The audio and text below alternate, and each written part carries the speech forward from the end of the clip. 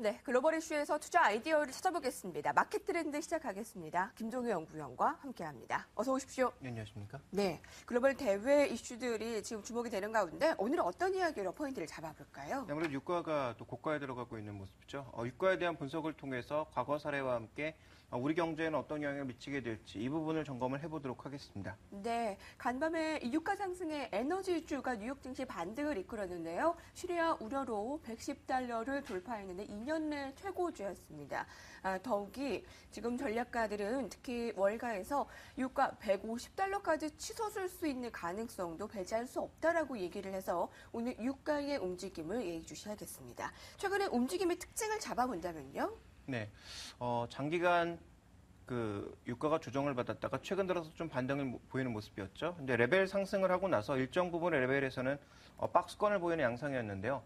최근 10월물 선물을 보시면 거래가 줄어들었다가 박스를 돌파하는 과정에서 거래도 급격히 늘고 박스의 고점도 쉽게 돌파한 이후에 오늘 장중에는 112달러까지 가는 모습을 보였다라는 점. 물론 장 초반에 112달러까지 급등했다가 종가는 조금 내리긴 했습니다만 전체적인 추이는 굉장히 강한 모습이 나타나고 있다고 봐야 될 것 같습니다.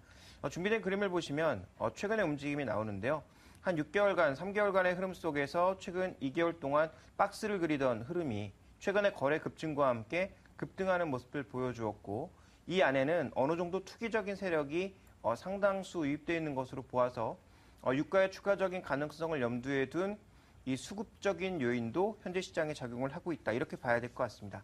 그러니까 시리아와 관련된 문제와 함께 이집트로부터 촉발된 이 중동의 여러 가지 문제들이 결국은 다시 한번 유가를 끌어올 수 있다는 점에 시장은 주목을 하고 있는 것 같고요. 이렇게 WTI 유가가 오르다 보니까 브렌트유라든지 두바이유 이런 것들도 전부 반응을 좀 하고 있는 모습이죠. 그다음 우리가 좀 살펴봐야 될 것은 조금 전에 언급드렸던 대로 최근에 지난 5월 이후에 원유에 대한 투기적인 포지션, 즉 선물 쪽에서의 투기적인 포지션이 굉장히 크게 강화되는 모습이고 금은 굉장히 내려가는 모습이었는데 최근 들어서는 원유와 관련된 투기적인 포지션 쉽게 빠져나오지 않고 있는 가운데 금과 관련된 투기적인 포지션도 확대되고 있어서 지금 금융시장보다는 실물시장에 대한 또 선물시장의 투기적인 포지션들이 늘어나고 있는 것이 발견이 되고 있어서 실물 수요에 의한 움직임이라기보다는 국제 정세라든지 여러 가지 변수 요인에 따라서 실물 쪽에 상대적으로 강해지는 모습을 보여주고 있다. 유가도 그중에 가장 중요한 요인으로 나타나고 있다. 이렇게 좀 분석해 볼 수 있습니다. 유가뿐 아니라 금 등 실물 시장의 국제 정세의 변화에 맞춰서 지금 변동성이 크다라는 의견인데요.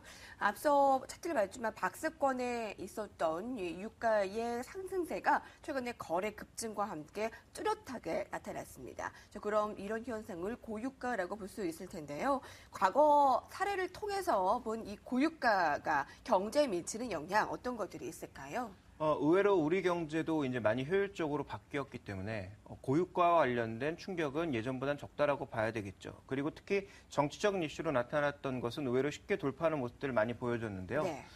지금 준비된 그림을 보시면 지난 2011년에 있었던 아랍의 봄, 이집트에서부터 촉발되었던 이집트부터 촉발되었던 아랍의 봄 사태에서 국내 증시와 유가가 어떻게 움직였는지를 살펴보실 필요가 있을 것 같은데요.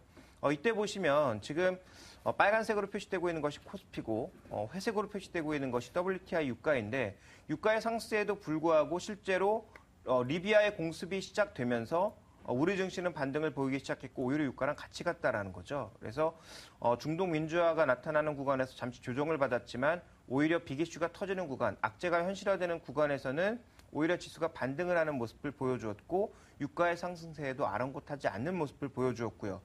2003년도 이라크 전쟁 때도 마찬가지였습니다.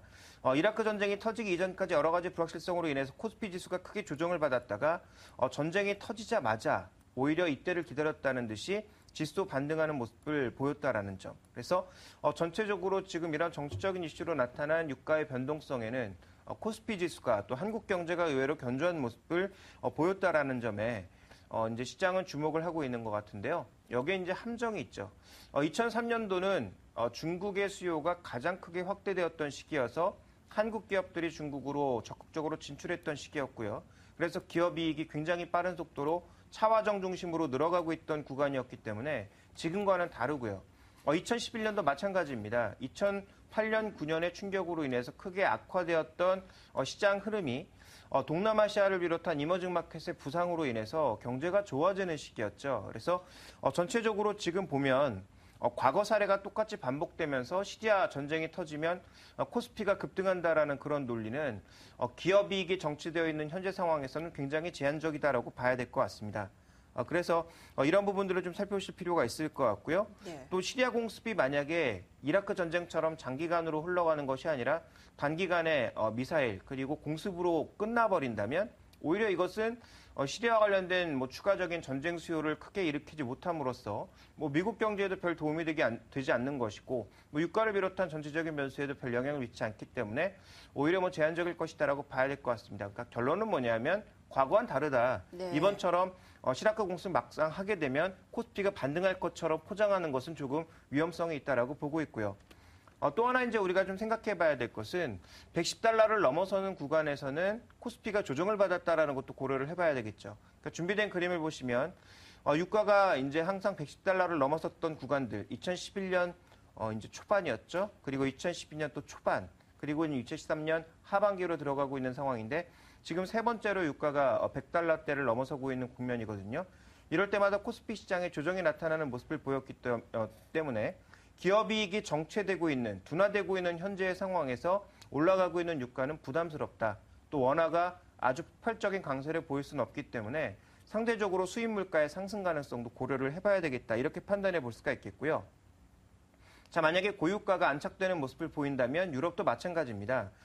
지금 이 회색으로 표시되고 있는 브렌트유는 거꾸로 차트를 뒤집은 것인데요. 브렌트유가 강세를 보이면 보일수록 전체적으로 경제 방향, 즉 유럽의 PMI도 같은 방향으로 내려간다라는 거죠. 그러니까 유가의 상승이 현재 우리 시장의 상승 논거라고 볼 수 있는 유럽 경제의 회복, 미국 경제의 회복도 가로막을 수 있다라는 것을 살펴보실 필요가 있겠고요. 자, 그다음 살펴봐야 되는 것은 미국 경제 지표 서프라이즈 지수인데요. 최근에 미국 경제 지표가 좋았다가 최근에 한두 개씩 안 좋아지는 모습을 보이면서 좀 꺾여가고 있는 국면입니다. 여기에서 미국도 물가가 올라가게 되면 상대적으로 좀 부담을 받을 수 있고 지금 이 유가의 상승이라든지 여러 가지 정치적 변수에 따라서 미국의 테이퍼링이 연장될 수 있다는 얘기 많이 나오고 있는데 미국의 테이퍼링의 그 가이던스의 핵심은 고용과 물가입니다. 물가가 급등하게 되면 여러 가지 변수를 고려하진 않을 수는 없겠지만 네. 테이퍼링은 예정대로 진행될 수가 있다라는 거고요. 실제로 10월 이전에 지금 연준 위원들의 일종의 레임덕 현상이 나타나는 것을 고려해 본다면 9월에 결정하지 않으면 올해 결정하기 힘들거든요. 그러니까 그런 과정을 이해해 봤을 때 테이퍼링이 이 시리아 문제로 이연될 가능성은 제가 보기엔 그렇게 높지 않다라고 판단하고 있기 때문에 여전히 좀 불확실성은 남아있는 것이 아닌가. 그래서 과거 사례를 가지고 지금 전쟁이 발발하게 되면 그 위에는 오히려 지수가 좋았다라는 그런 논거로 우리 시장이 별 영향을 받지 않을 거다라고 얘기하는 것은 조금 섣부르지 않나라고 판단하고 있습니다.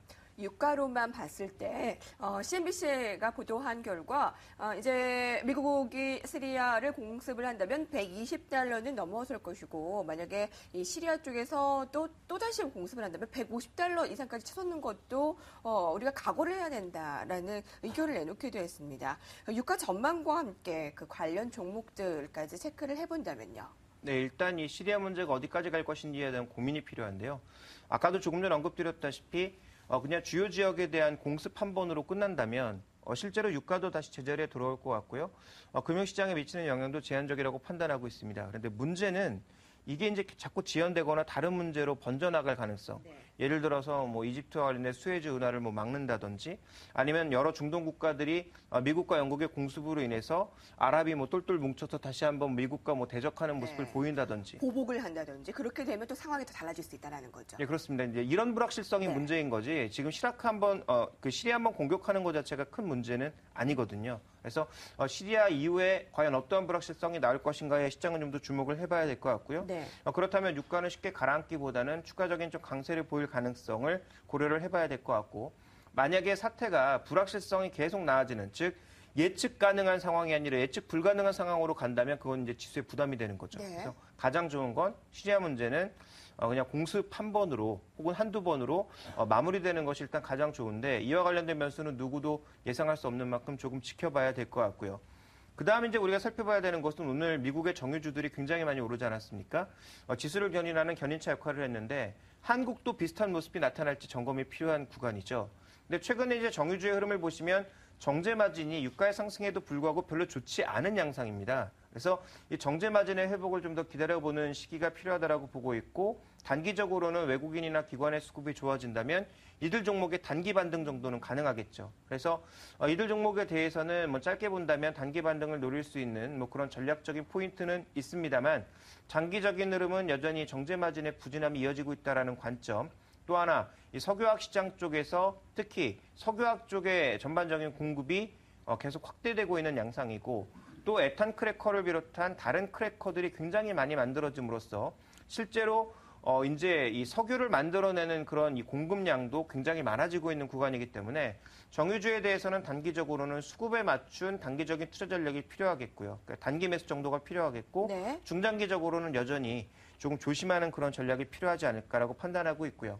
외국인들은 한국 주식을 사고 있지만 정확하게 얘기하면 한국 주식을 사고 있는 게 아니라 현대차, 기아차, 삼성전자를 사고 있는 거죠. 그리고 이 중에 상당 물량은 또 기존의 매도 포지션을 청산하는 과정에서 나타나고 있는 매수이고요. 그래서 이것을 고려해 본다면 현재 시장에 여전히 관심 종목은 뭐 시리아가 됐든 뭐가 됐든 외국인들이 꾸준하게 사고 있는 종목군들 중심으로 홀딩 혹은 조정시 매수 관점의 접근이 여전히 유리할 것으로 보고 있습니다. 네, 관련 전략까지 살펴봤습니다. 김종희 연구위원과 함께했습니다. 고맙습니다.